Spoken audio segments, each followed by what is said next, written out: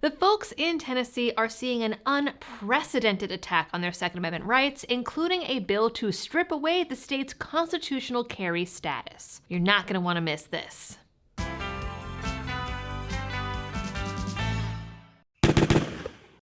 Hello everyone and welcome back to the channel. There are currently 9 bills sitting in committee in Tennessee, and each one seems to be worse than the next. So if you're not prepared for this, then I suggest you settle down, get cozy, and pour yourself a big mug of Blackout coffee to hear the news. Better yet, head on over to blackoutcoffee.com/LibertyDoll to stock up on coffee, tea, and hot chocolate that supports veterans, your rights, and this channel.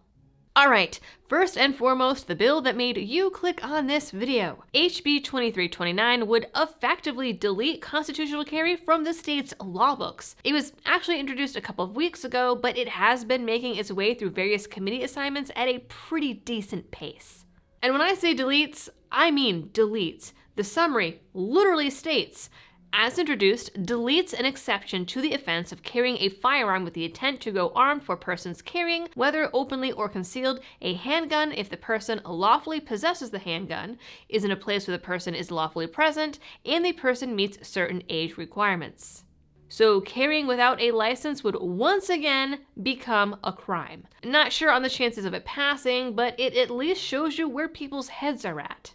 Another bill would ban most semi-auto rifles under the guise of labeling them weapons of war. If you've seen the made-up definition of assault rifle that's been getting broader and broader over the last few years, then you can guess what this bill says. Basically, a rifle now only needs one evil feature instead of 2 if it passes. Another bill bans magazines over 10 rounds. Another bans the manufacture of semi-auto rifles. And I don't think that these are that likely to pass, but you never know. I mean, this is the same state that went through the drama of red flag laws recently and even was contemplating an amendment to add people on certain medications to a list of prohibited people. I'm sure you remember that one. Another bill would ban the sale, transfer, and distribution or manufacture of 80% frames or lowers. I think that that one has a better shot than the full rifle and mag bans, though I would hope that Tennessee would be smarter. But again, we also have that ATF rule up in limbo, so who knows what side the states, or rather the lawmakers of the states, are going to fall on. I'm pretty sure we know where Tennessee as a whole would fall, but the people and the politicians are two very different things.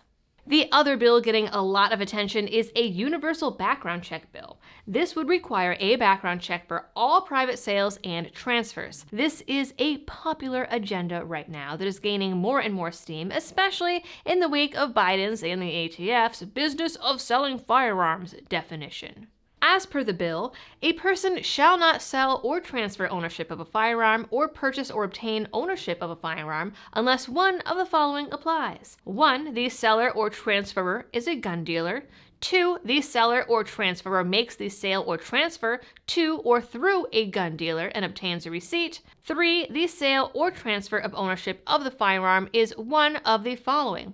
A firearm classified as an antique firearm. B, a transfer of a firearm between gun dealers or between wholesalers and dealers. Or C, a transfer of any firearm to a law enforcement or military agency.